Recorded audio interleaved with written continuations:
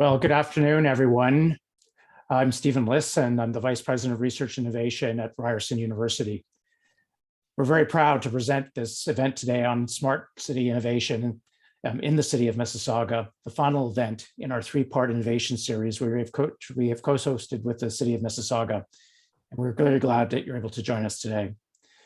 As an urban university with a mission to advance applied knowledge and research to address societal needs, city building is an important part of our DNA and is working with partners and collaborators to deliver research that addresses complex urban problems with innovative solutions.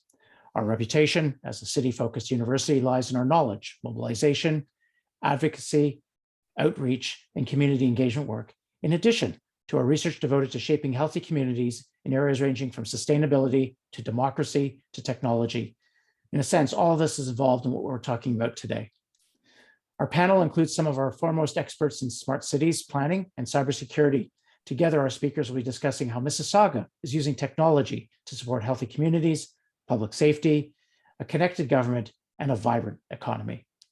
They will also explore the expanding needs for smart infrastructure, connectivity, and automation as we move into a 5G future, and how the city plans to further connect, enable, and future-proof digital innovations while ensuring data privacy and security. Before I hand things over to our moderator, I'd like to begin to deliver our land acknowledgement. We are in the dish with one spoon territory. The dish with one spoon is a treaty between the Anishinaabe, Mississaugas, and Haudenosaunee that bound them to share the territory and protect the land.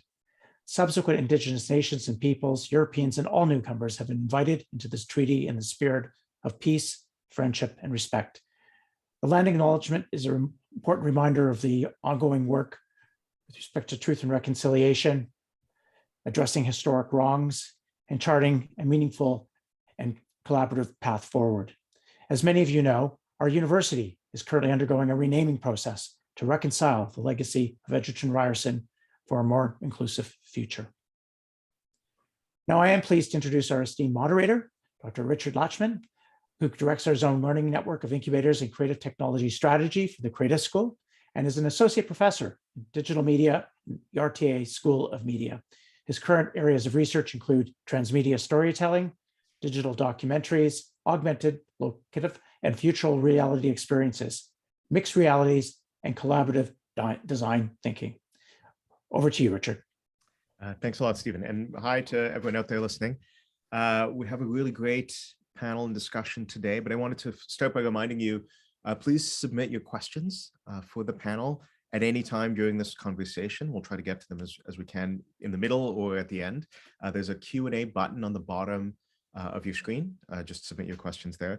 And the session will be recorded, and we will be posting this to the City Building Ryerson website in the coming days. So let me introduce our panelists for today. So first we have Steve Czajka. He's a data scientist and a smart city professional with over 25 years of experience in management, consulting, and the development of leading-edge municipal business solutions.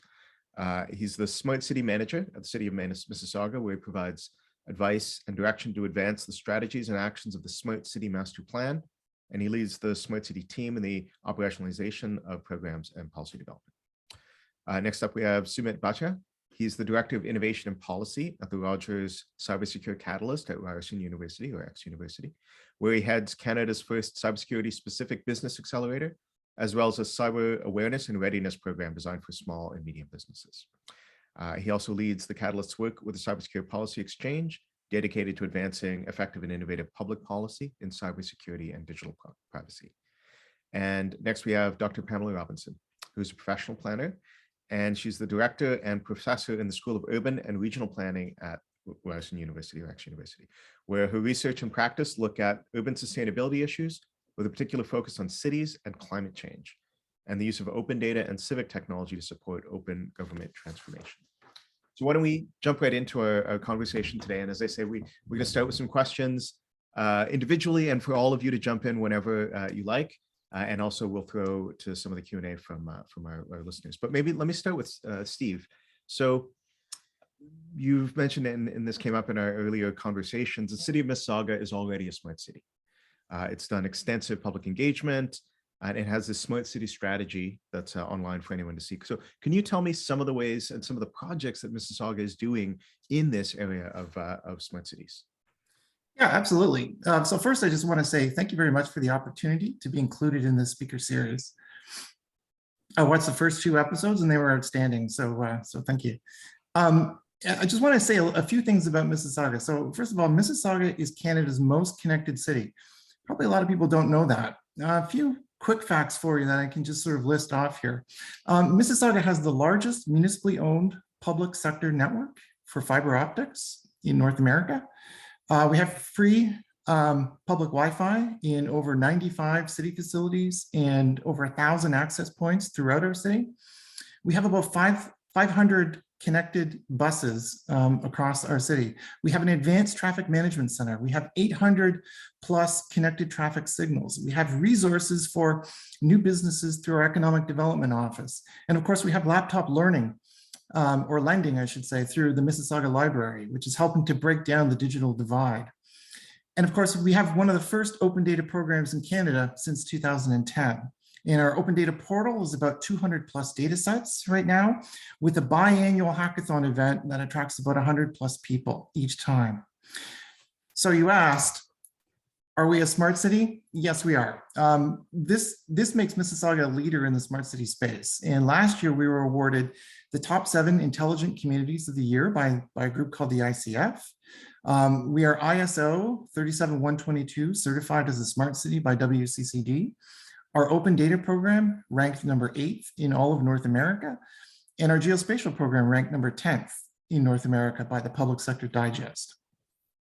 And so our portfolio includes just 10 things: governance and policy, a unified data platform, data science and AI, big data, open data, electric vehicles, autonomous vehicles in advanced technologies, IoT sensors, citizen hub, government hub, a literacy program that ensures citizens are with us every step of the way. So as you mentioned, our program is driven by our Smart City Master Plan, which was developed through extensive community engagements. And you can find our master plan at smartcity.mississauga.ca. Okay, thanks a lot. So for most, probably most Torontonians, the first time they heard the word smart city might have been, of course, through Sidewalk Toronto and Sidewalk Labs. And we could spend this whole session talking, we could spend many sessions talking and breaking down what happened there. So maybe I'm going to ask the same question to all 3 of you. Maybe Pamela, I'll start with you. Not getting into the details of how things transpired, but what lessons do you think we should take from that entire approach? Thanks, Richard. I think one of the interesting comparisons when we compare the Sidewalk Labs Quayside project to, say, the Canadian Smart Cities Challenge is that at the same time in our country, we had 2 entirely different engagements with smart city efforts. On the Quayside project, you had a private sector developer coming forward with a pitch with a precinct-wide project with like hundreds of kinds of new technology. So big land, integrated technology at a scale that we really hadn't seen before. On the flip side, with the Smart City Challenge, we had Canadian municipal partners with their community members, some civil society groups, and also private sector teams coming together to pitch a technology project that was directly related to municipal priorities and plans. And so you saw the difference between a developer-driven and a government-initiated effort. And I would say that, we'll probably get into this more, but the land of technology vendors in the smart city tent is massive. People are selling all kinds of things. Some of them are cool. How many of them are actually useful to the most important things that matter to quality of life in terms of Canadian cities is really debatable. And so when government initiates smart city projects, the potential for those projects to be more tightly aligned with municipal priorities and goals that are also democratically approved by council, which also means that the public has had more of a voice, tends to be greater. And so I think we learned a lot about the role of government. I'll say the other big takeaway is that it's really hard for governments to build data and technology governance strategies reactively in real time with a proponent pushing on a process. And so it really showed us, I think, just how much homework we need to do and how we really need to get our governance processes lined up so that we're ready to catch these kinds of projects when they come, because it's very difficult to work reactively when projects of this complexity come forward, especially from the private sector. Thanks. Amazing. Right. So I'm hearing in the first part you're describing kind of cities where from a city initiated is kind of here are the problems, we're in search of a solution.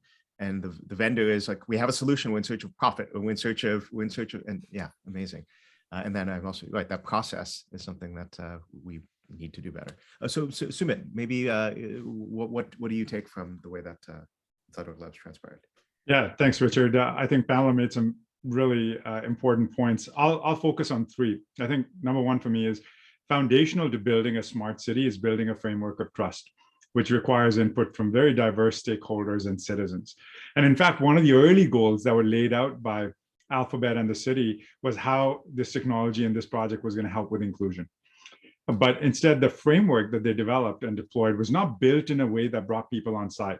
And that happened pretty early, starting with activists and then prominent business people and residents and then policymakers and surveillance watchdogs that continued to advocate for some of these pieces through the lifeline of the project. Learning one for me was how do you establish that framework of trust and build a model of citizen and stakeholder engagement that is inclusive. Now, the second part was some of these challenges were also likely amplified by the fact that one of the world's largest tech monopolies was leading this project. While at the same time they were dealing with privacy concerns and calls for regulatory oversight within their own business activities. Right? And this probably fed into some of the concerns that were raised around surveillance capitalism, as well as data ownership principles, not to mention issues around diversity and equity that were popping up. So another learning was that the perception of a monopoly leading this change made it harder for citizens to lean into a project and think of it as serving their best interest. And there was little clarity offered on how things like procurement of technologies, selection of vendors, data trust frameworks were going to be built. So there were some challenging questions that were left in the open.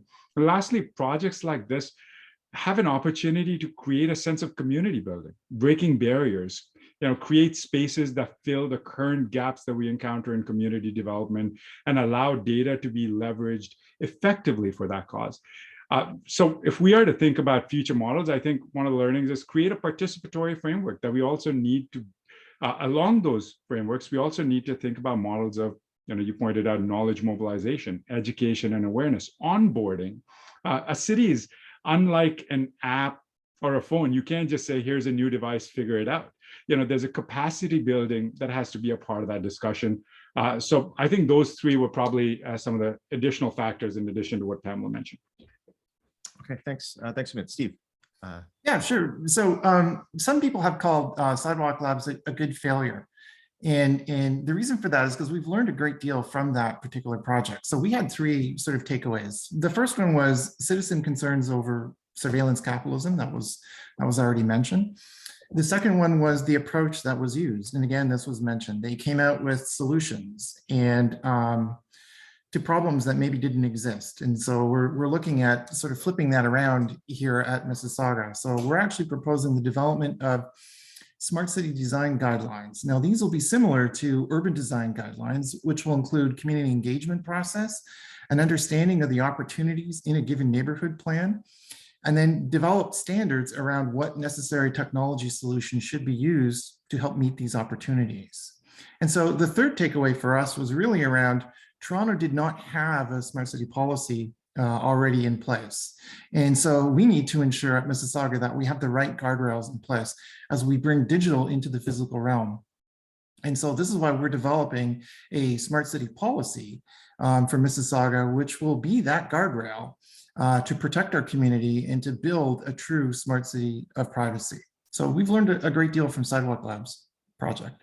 And I understand that there was an announcement today about the future state of Sidewalk Labs, which is promoting affordable housing, which I think is just wonderful. Okay, thanks. So maybe around the idea, maybe Sumit, to pick on what you're talking about around trust and data. In our earlier conversations, you'd mentioned that data itself is the risk. Could you talk a little more about that? Yeah, that's a bold statement in a world where data is propelling everything. I think, I find companies are collecting more data than ever before, Richard. In fact, in most cases, we are collecting more data than we've actually really figured out what to do with yet. we're hoarding data right now to make future decisions. But in an attempt to collect this data, we have to go through a process of connecting very diverse systems. We have to think about issues around interoperability. We have to pay attention to concerns around security in each system, the reliability and the quality of the data that we're gathering. And then how does this feed into the algorithmic frameworks? And then, of course, which questions are we asking those systems? So there's a series of things that are going through when we collect data and what we do for its usage. It's all quite complex. And the larger the data sets, the more data you have, the more challenging and complex sometimes that scenario can be. So it requires a tremendous amount of care and thought put into that process. And amidst that technical challenge itself, we have to also add issues around compliance and regulatory oversight.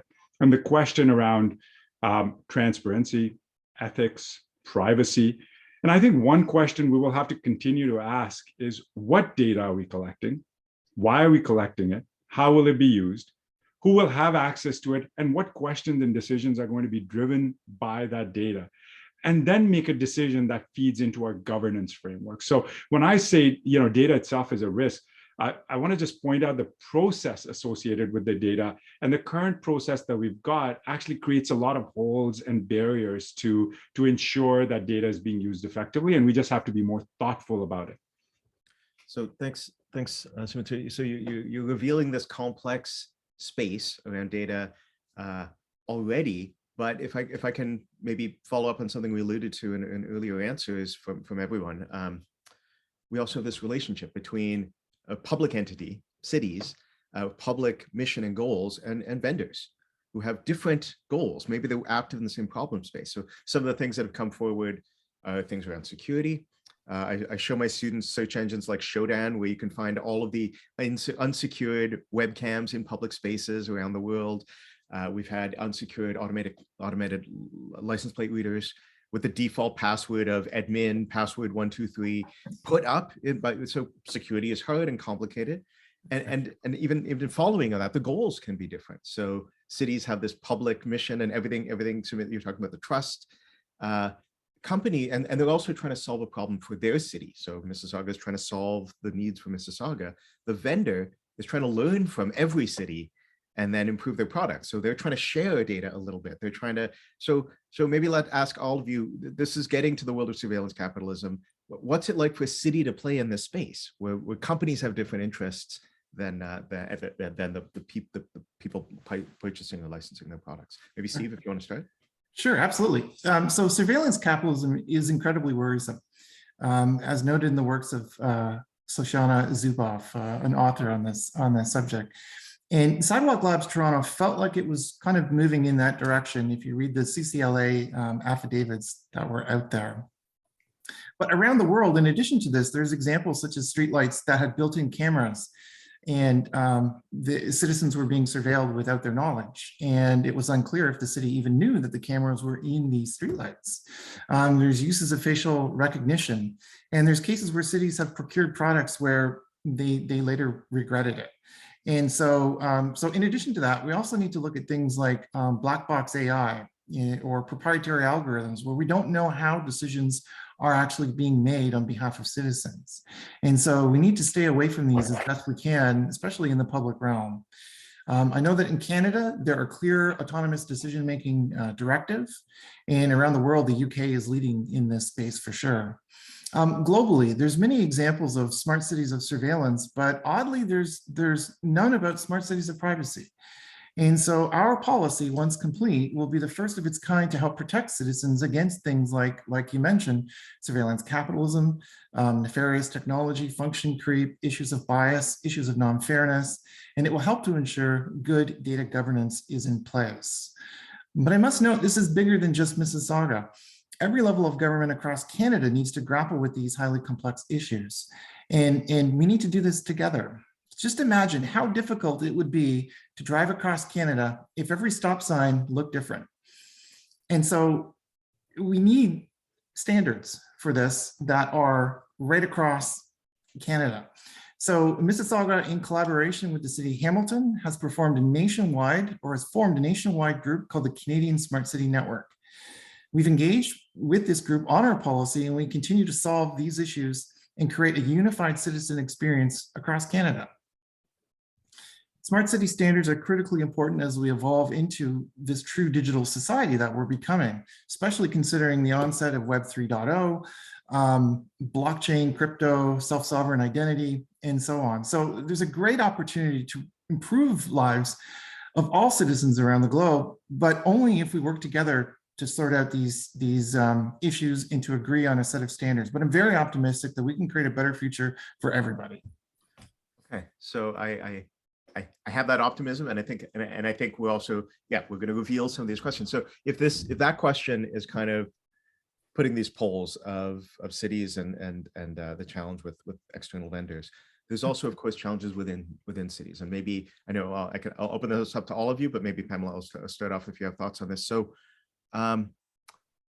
what do we do about the idea of, I sometimes call this mission creep in something. So we collect data for one purpose, and then another branch of the city would like that data. And this could be very innocent, right? It could be, we want to aggregate data on something. But I just read a horrific example today in San Francisco. The district attorney had to issue an apology because, and forgive me for the trigger warning, victims of sexual assault who had DNA swabs as part of the evidence gathering were looked up in crime databases to see if they could track down open cases. That absolutely was moving from one area in law enforcement of a victim and instead making them a product of an investigation. That's an extreme example, but we have examples. In COVID, we were looking at this. Like if I'm using the COVID app and I'm being tracked for exposure, are you also tracking me for, I don't know, warrant violations? Am I registered when I get a shot to see if I'm here in the country illegally? And we don't necessarily want those to mix,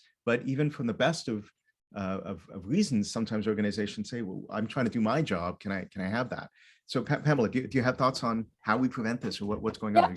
I'm going to use an example actually that is like one that's pretty important right now for us to think about. And I'll put a link in the chat in a second, because it's from a paper that we just published last Friday about wastewater surveillance. So in COVID-19 right now, what is happening across the world is that sewage water, so when you go to the bathroom, you're contributing to a large data set where viral loads of COVID are being tracked by scientists, which is a super important piece of syndromic surveillance.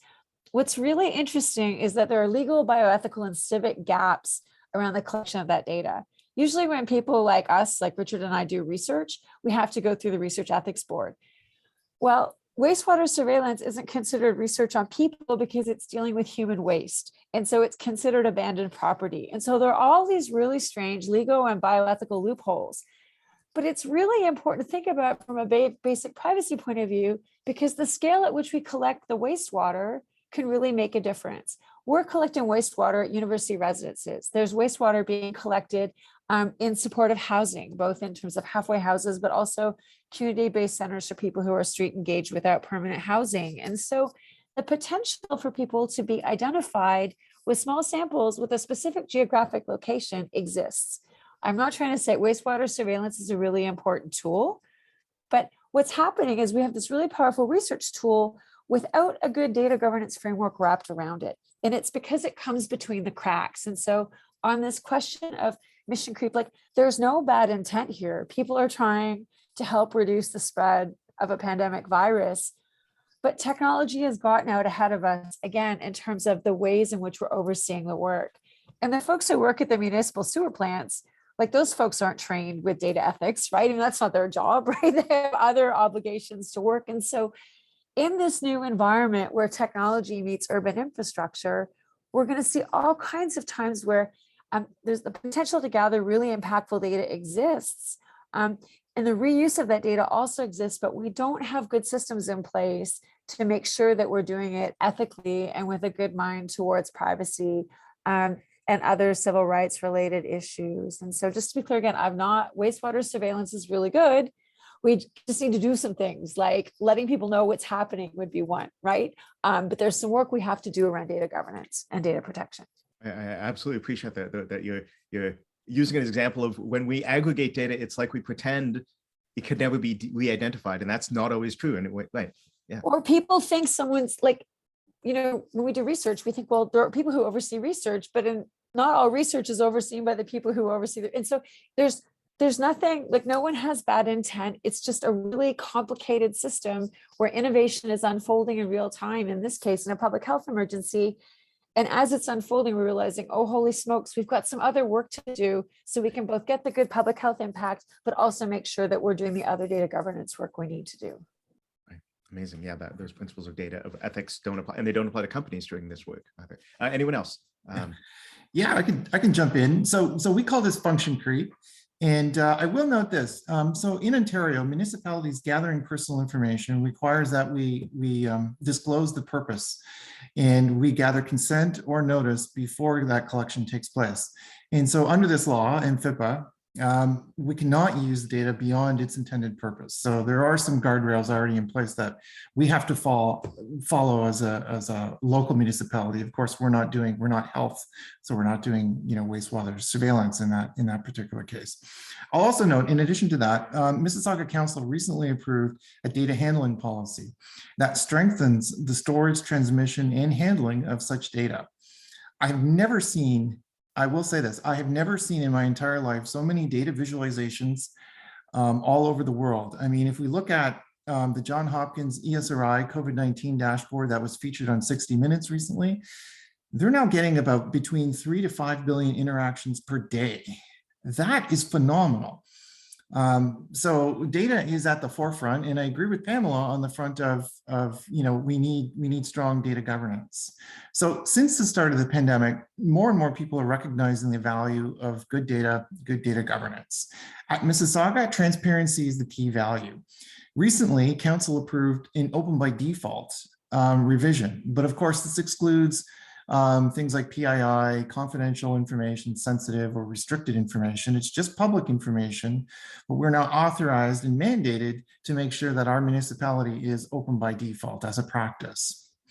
And so, but was mentioned earlier as well, the more data that we have, Sumit had mentioned this, the more data that we have that includes PII, the greater the cybersecurity risk. So the goal for a city is not to collect PII in the first place. And so edge technologies are great examples of this. Like, we don't want to know who's crossing the street at a particular date and time. We just want to know how many people are crossing a street at a particular date and time. And so to add to that, things like cybersecurity insurance in the United States, that's going up 35% year over year. That is an enormous increase. And they're starting to deny insurance if your organization does not have data governance policies or practices in place that are being enforced and up to date.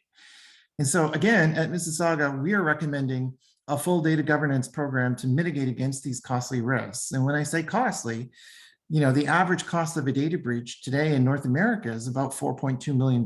So this is expensive.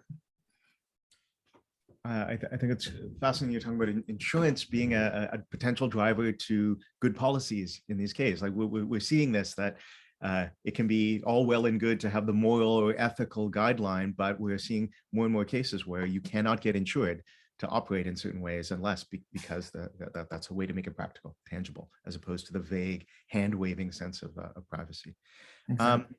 Let me maybe Pamela, if we're talking a little bit about I know, so you have mentioned your paper, but you shout out for you have a book coming out on the future of open data, so you should tell us about it, but also what are some tangible ways open data sets, and I will segue to this by saying, if we're talking about deaggregating data, lots of things, there are risks, and what are some of the benefits? What are some of the tangible things we get? Because I know there are sites with lots of data, but what are some things people have done with this as a future? Yeah. So, open data, and congrats, Steve, for City of Mississauga with its open data award-winning portal. Open data is a really interesting piece of open government, right? I mean, the open data movement got started as part of an effort to make governments more open, transparent, and accountable. And the open data movement has had some successes, but also some things that have kind of caused us to pause and think about its future.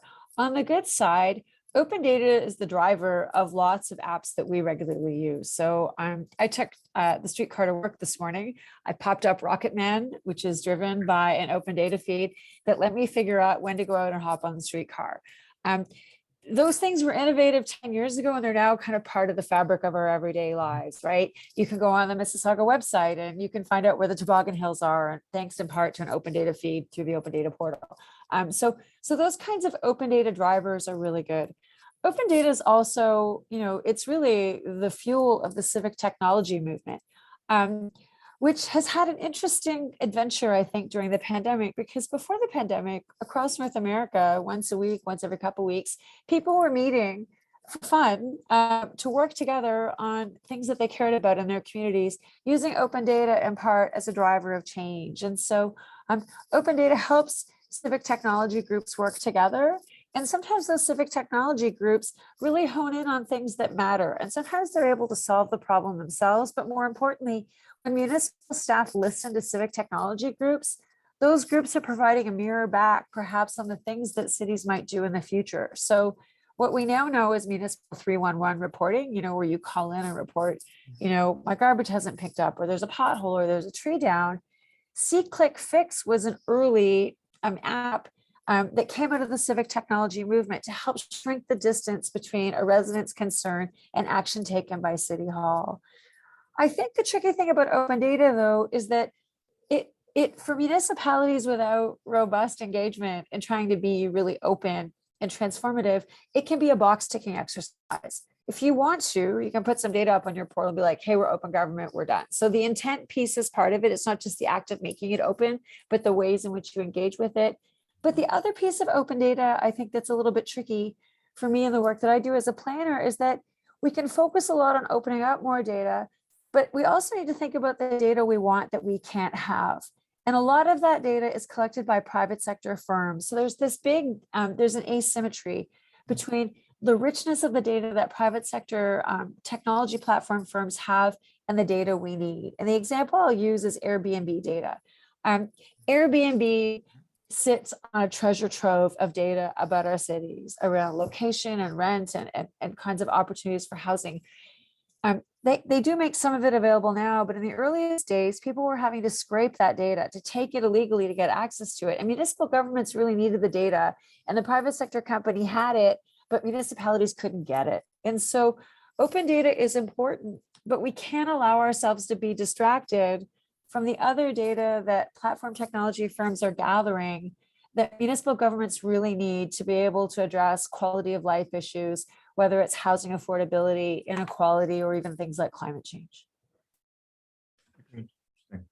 So yeah, I hadn't thought about the questions of licensing in these cases and what's available that could have made better uses. But because of course it's a business advantage for the companies to not allow that. Sumit, maybe let me ask you, so we've talked about a number of these risks and opportunities here to all of this.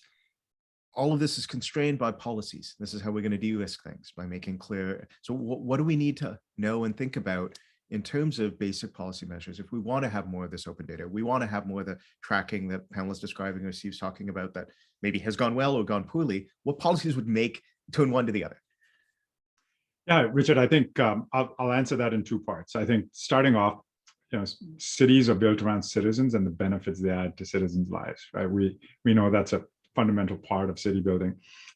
So we have to think about some of those key areas that enhance the livability of a smart city and build it into our policy framework. So some of the key areas of consideration we know are going to be infrastructure, critical, physical, economic, social, infrastructure. We know access is going to be a big part of that conversation. Transportation and mobility, vehicles, pathways, open spaces, communal areas. Sustainability is going to have to be a part of that conversation, climate and environment and other factors. And then quality of life, social inclusion, health and well-being. We talked about DEI and equity, emergency response systems, mental health, a big one. And of course, the impact of visible differences in people's well-being, gaps between urban and rural and digital divides, which I know folks touched upon. So I just lay that as the foundation of considerations for policymaking. From a policy perspective, some key things pop up for me. Now, we talked about it earlier, we have to build trust and participation via civic engagement. That has to be part and parcel of our policy development initiative. We have to think about sustainability in that conversation. How do we define sustainability? How do we think about the social impact that has? Those are going to be critical parts for us. Accessibility, both of technology and space, are going to be big parts of that policy development as well. And in fact, accessibility will also define access to technology in particular, will also define things like security, which Steve talked about, and how that continues to be a growing problem, which then leads into policies around education and awareness and other things that come into play. Another big piece for me has been the lens around diversity, equity, and inclusion. Right? One of the things that has been very top of mind for me is that as we are seeing a more diverse population within our cities, how do we learn from some of those cultural practices? Because the needs of a particular culture and how they congregate and how they communicate and how they learn are very different than others. And are we building that into policy development as well? So cultural nuances have to play a role. And another one is just the concept of agency.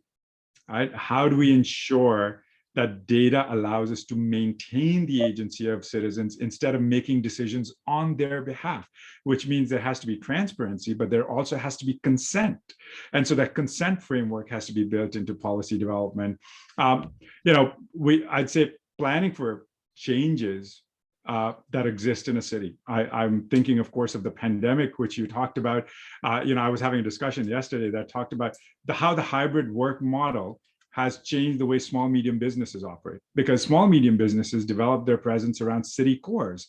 And now with that moving out of the city, how do we actually shift that support the foundation of what we build as a core economic system outside the city, or start thinking of it in a fragmented way? So there's a lot of questions around policy development. And I think from a policy development perspective, my lens has always been, well, how do we make sure we consider all of these things in the policy development framework before we start actually implementing some of these things out?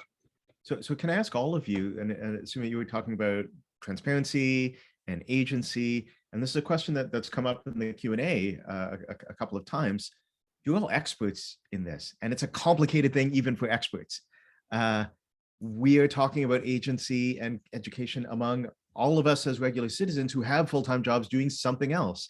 What is the part of this? What do you deal with the complexity of these issues, whether it's education or to find out what we think, to find out what we want about something so complex? What's the public facing aspect of this? I don't know if any of you have had a rule or something to say on this. Yeah, Steve. Sure. So I can jump in. So when it comes to strong civic trust models, the City of Mississauga Smart City program is working to build a data-driven culture to do three things: increase efficiency, reduce risk, but drive innovation. And we call that a data offense. And so we're also pushing forward with being more transparent, but we require a unified data platform in order to reach open data at scale, right across our entire organization. As we've been engaging with the community throughout the development of our master plan and our policy, we've recognized that the best way to bring about civic trust is to bring the community alongside with us through openness and transparency. And so another way to build strong civic trust is through implementing concepts such as Dr. Ann Kavukian's Smart City of Privacy, and embedding privacy by design principles into our city's functions. And so in Mississauga, we would like to hear from your audience as well. And so we have a Have Your Say site at the City of Mississauga, and you can click on that and learn about our Smart City policy engagement, where we plan to publish a policy white paper, and we'd love to hear your audience's views on that. And just to circle back to Pamela's earlier point, so we call that data deficit. So it is, you mentioned the data we have and the data we don't have, and what's in between is that deficit there. So that's an important piece of a city, is not just focusing on the data you have, but the data you need in order to solve big problems. So, Richard, can I jump in on the trust thing just for a second before we move on? Yeah. I'm just going to make a case for like good active listening when there's mistrust. Right? Like one of the really tricky things I think around all things innovation related is that there's a need to move fast, right? And there's this desire to prove that you're a first mover or you're jumping in ahead of time. And when you want to move quickly, sometimes you're impatient about dissent, right? And sometimes our municipal processes don't leave the space they need to let people work through the things that they're concerned about. And so I'm just going to say that mistrust is a really important thing to listen to intently when it comes up in the context of data and privacy, because there are lots of communities of people who have shared data and it's been used against them, or they're over surveilled. So for example, like if you look at the First Nations OCAP principles around data, it's ownership, access, control, and possession.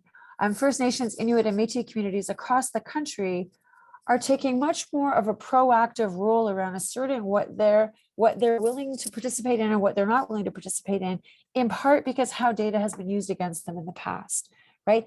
Equity deserving communities are, like, we know this, are over surveilled in all kinds of ways. And so people from those communities are speaking up with concerns which might be perceived as mistrust.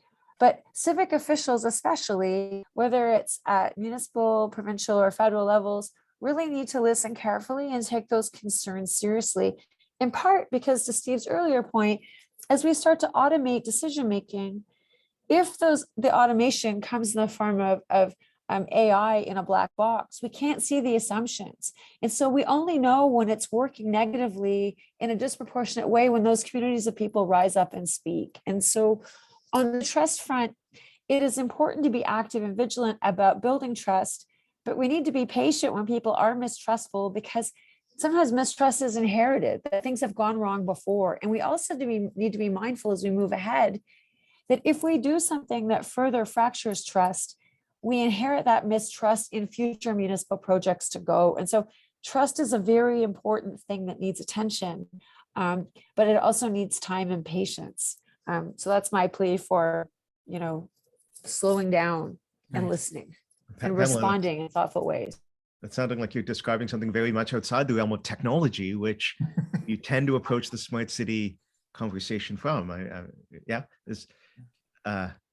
So you gave some examples maybe of some specific Indigenous communities. And you may not have. Are there other examples of people or places you think are doing this well in terms of that, making space for that? Well, I think that if you look at, the fairness, accountability, and transparency movement around automation of decision-making, there are a lot, like people across North America in universities and community-based organizations doing really impactful work around, for example, inventorying when automation is being used inside government services. It's really important to know. Chatbots sometimes say, hey, you're talking to a chatbot, but lots of times the automation is buried and you can't tell that a real person isn't actually working with the technology, right? I would say that, yeah, go ahead, Steve. Yeah. Just to add to that, the province of Ontario has recently come out with an AI registry, and they now host that on their open data portal. So that's something that we're looking at as far as at Mississauga. So as we build new AI products, we want to make sure that the public understands that we have these products and we want to openly list them on our smart city site. So Richard, answer me. sorry. Yeah, no, I was just going to add, Richard, we're putting on my cybersecurity hat for a moment. I think, some of these discussions are critical, but I'm also always cautious of, from the time of policy consideration to policy modeling and development to policy implementation. I think for me, policy has to have a discussion around timeline of implementation. A big part, especially in the tech sector that we're seeing in the security sector, just the pace at which some of the technologies are being implemented and enforced purely from a protection standpoint are not always considering things around trust and agency. And while we're getting value on one end, we're losing value on the other. And in that process, we're losing trust, right? So I'm very cautious about always thinking about policy development with a parallel conversation around timeline and trust and how the relationship between the two. So maybe it's a jump a little bit. So you're talking about acknowledgement, understanding when data is captured, understanding when you're talking to a chatbot. That is, and this is a question from the Q&A, this idea of consent. So one of the ideas in all of our data gathering is so how are you managing this idea of consent, especially in public spaces? So I may consent to my data being captured specifically when you're capturing something on a census form. But so many of the tools we're talking about in smart city infrastructure, whether it's wastewater capture or smart cameras, it's a public space or a public use, and there's no person waiting outside with a clipboard. How do you deal with the ideas of consent around this data, whether you're protecting the data after it's consented to or not.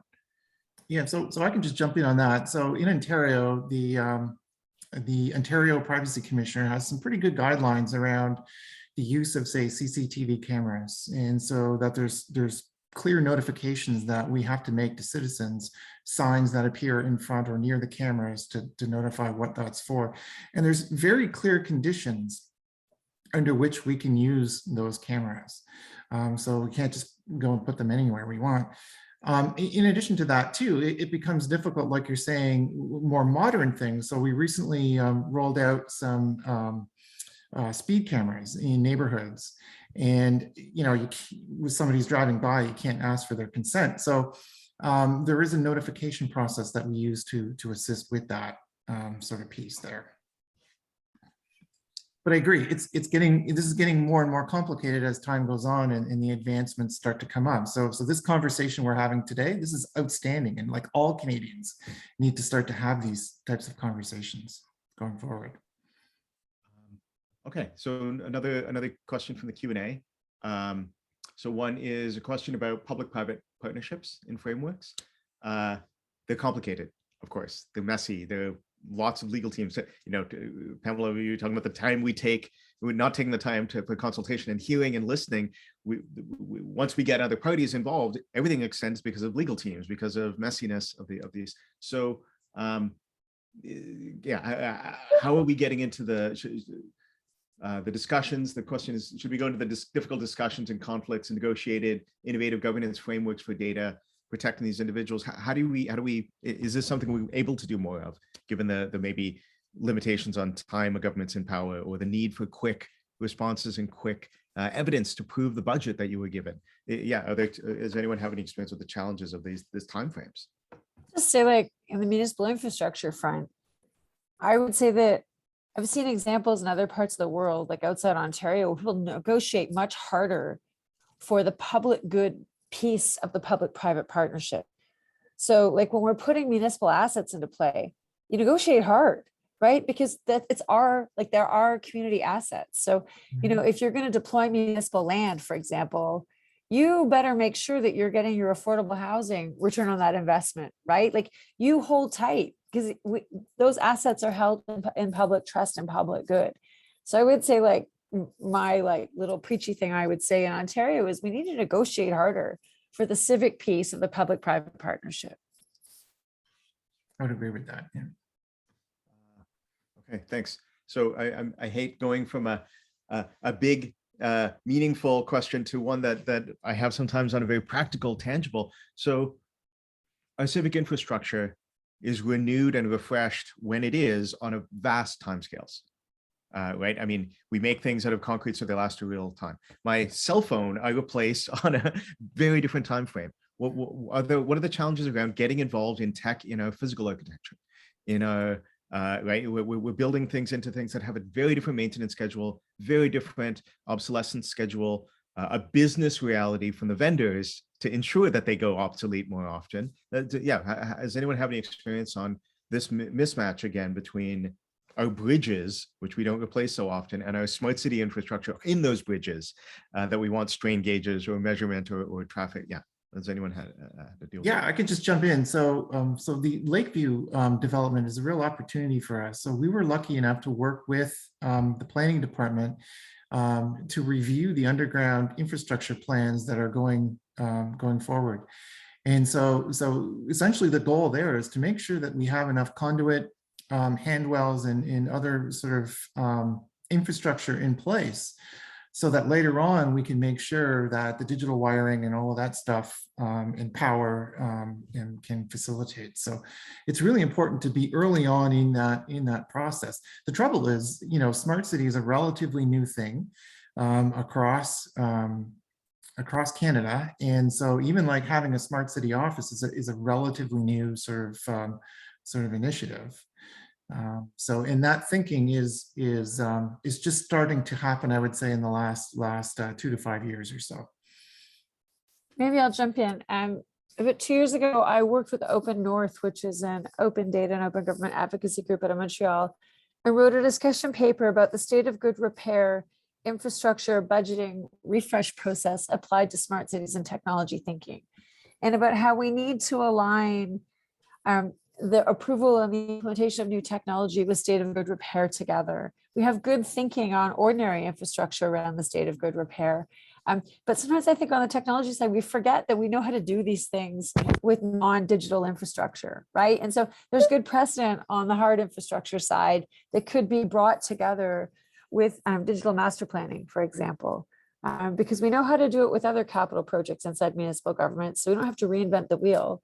We just need to figure out how to migrate good practice over and also bring the technology into a regular infrastructure planning process, because digital technology is infrastructure too, right? And we have, we can get better at our infrastructure planning and implementation process, but we sometimes forget that we know how to do this with other assets.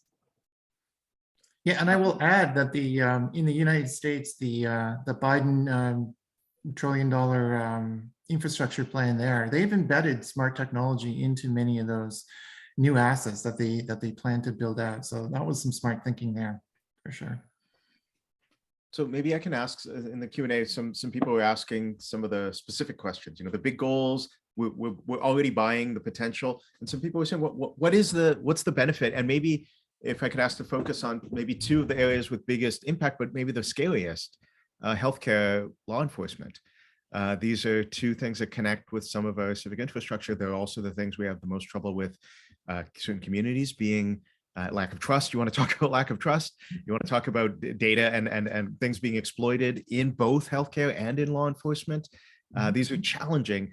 Does anyone have any specific approaches that we're ready for, as opposed to 15 years from now when we figure out our trust and data governance that Sumit's exhorting us to figure out? Does anyone have some things we're ready to do in the close future in these to make the case why we need to be doing this at all?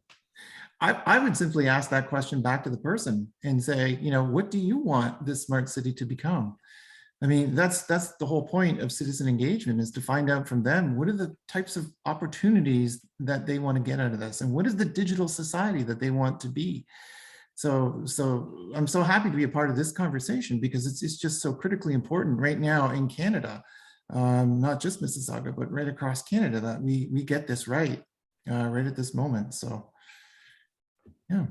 So I appreciate the call for engagement. I also appreciate the perspective of not the company version of this, not the solutionism. We have this thing, what should we use it for? But right. You don't need us to do this. Maybe, and this is a thing technologists don't ask often, maybe we should just say no and not do this other one, because nobody affected by it actually wants it.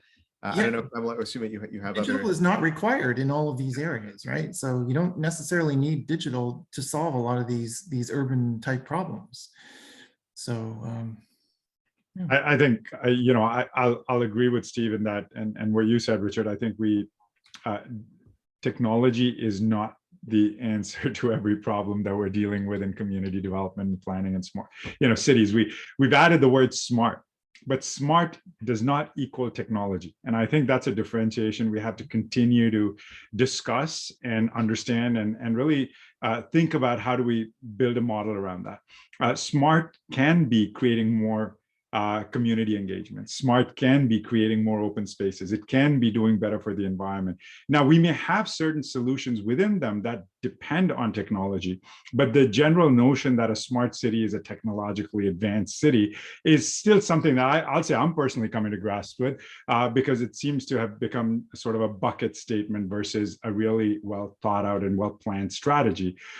So, my perspective on this is just to separate those two and continue to think about where we want to lean in and what are some of the frameworks we develop. I know Pamela talked about this as well. We don't necessarily need to induct technology into every solution.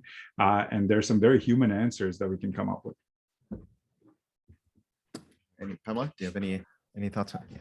Other than just like trust in the expertise of people's lived experience and community too, right? Like if you think about, like, people know what they want, they know what's missing, and they know how their government is failing them. And so the deep and meaningful conversation with community that is also tied to actually delivering, right? Like we can't just keep asking people what they want and never actually responding in a respectful and impactful way. The public will tell us to stick it, but we can't. It's not a renewable resource. public goodwill towards municipal futures is a treasured resource that needs to be protected and honored and respected, right? So, you know, don't waste the public's time, but also if you're going to ask what they're interested in, you need to be prepared to try to deliver. You have to follow up. There's reciprocity there. Exactly. I love this. I think as a wrap on this conversation, we can end with the definition, which normally you wouldn't do. You would start with our definition. What I'm hearing here of smart city isn't about technology. Smart here is meaning, sometimes it means slow, meaning I'm taking the time to listen. Sometimes it means I'm respecting, Pamela, what you were just saying, respecting people's time and knowing when to ask and when not to ask, and knowing what my commitment is to do something with that consultation.